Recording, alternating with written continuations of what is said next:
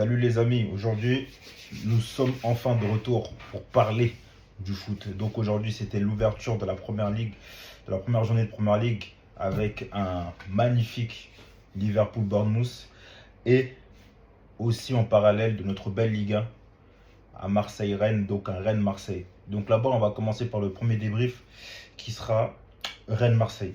Rennes-Marseille c'était un très bon match pour la promotion de la Ligue 1, franchement très très bon match. Marseille a fait une faute professionnelle pour moi parce que c'est inadmissible de jouer à 11 contre 10 pendant plus d'une heure et de faire ce type de résultat, perdre 1-0, même si on est à l'extérieur. Marseille doit montrer une meilleure qualité, on va dire ça comme ça. Il doit montrer un autre visage, un peu plus de finesse technique.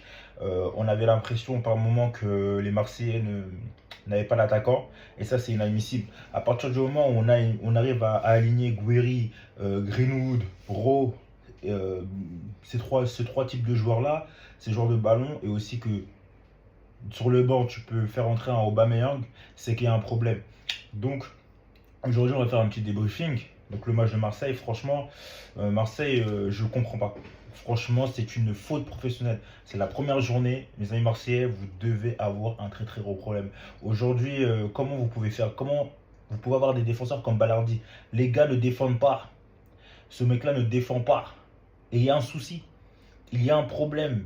Parce qu'aujourd'hui, les situations de contre-attaque, l'équipe en face sont à 10 contre 11. Et les situations de contre-attaque sont faméliques. C'est n'importe quoi. C'est Fofana a failli marquer plein de fois. Blas, bah, il marque son but. À un moment, il a même failli faire un but et une passe décisive. Donc aujourd'hui, l'Olympique de Marseille, euh, moi j'ai envie de leur dire, moins de fame, plus de travail. Des arbitres, c'est bien beau de crier partout, de crier en match amical, de faire le malin, etc., d'acheter des joueurs que tu as connus en Angleterre, etc. Mais pourquoi faire? Quelle est l'idée de jeu aujourd'hui? Aujourd'hui, tu es supporter de l'Olympique de Marseille, mais tu es énervé. Parce que ce match-là, tous les jours, Marseille doit le gagner. Ce match-là. Mais si on doit être honnête, Rennes mérite de gagner ce match-là. Donc j'aurais aimé quand même voir ce match à 11 contre 11. Mais, mais bon, comme c'est n'importe quoi. Tu fais un Timothée Weah et rentre sur le. Enfin, il joue. Tu comprends pas son idée de jeu. Un Greenwood qui joue, tu comprends pas ce qu'il veut faire. Ou peut-être que, comme on dit, là c'est sa deuxième année à l'Olympique de Marseille, c'est-à-dire que les gens ils savent à peu près comment il joue, c'est n'importe quoi. Aujourd'hui, l'Olympique de Marseille n'a pas respecté le peuple marseillais. Et c'est mon avis personnel. Là, nous allons passer à la deuxième partie du débrief, qui est Liverpool-Bournemouth. Ce match, il y a beaucoup de choses à dire. Donc, il faut savoir que déjà, bah, Liverpool, ils ont commencé leur match un peu timoré, on va pas se mentir. Au début, ils ne savaient pas un peu, on va dire, les nouvelles recrues, elles ne savaient pas un peu quoi faire. Un Étiqueté, quand même, ça va, globalement, dans son match, il a fait un bon match, on peut dire. Euh, on va dire que c'est plus son but chanceux, qu'il a.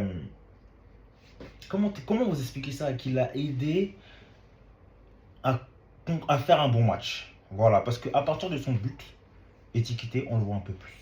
Moi, j'ai un problème avec Florian Wirtz. Wirtz, on nous l'a vendu comme un numéro 10, on le connaît, un gars qui contrôle le tempo. D'ailleurs, il a refusé d'aller au Bayern parce qu'il voulait vraiment être ce numéro 10 là, il voulait pas être sur le côté, il voulait pas être en concurrence. Et donc aujourd'hui, Florian Wirtz, bah, il a fait un match, c'est un peu catastrophique, on va dire ça comme ça.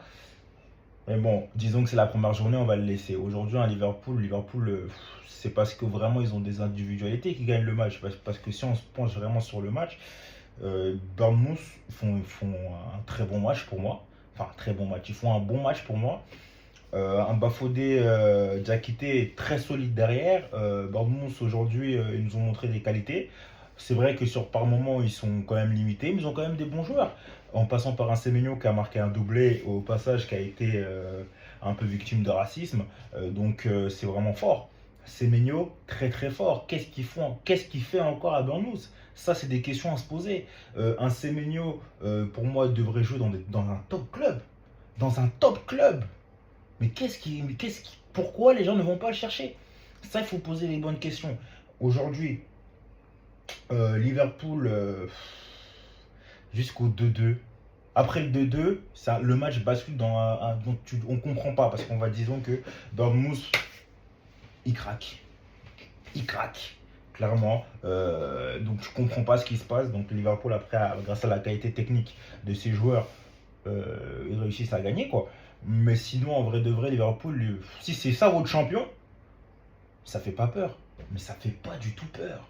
Pas du tout peur. Parce qu'aujourd'hui, la défense de Liverpool, soyons honnêtes, un Van Dijk, tu sens que le gars, il va pas être si bon que ça dans cette saison. Je m'avance, je vous le dis, il va pas être si bon que ça. Un Kerkez, a-t-il vraiment le niveau? Ça, il faut se poser la question. Il y aura un problème Frimpong. Frimpong monte trop, à mon avis, ce qui fait que Konaté, il doit combler des vides qui n'ont aucun sens. Aujourd'hui, Arnaud Slot, il s'est trompé dans ses coachings. Vous allez me dire que l'entrée de Chiesa le sauve, parce que Chiesa marque, c'est lui qui marque. Après, bon, à la fin, il y a le Mohamed Salah, tout ça, etc.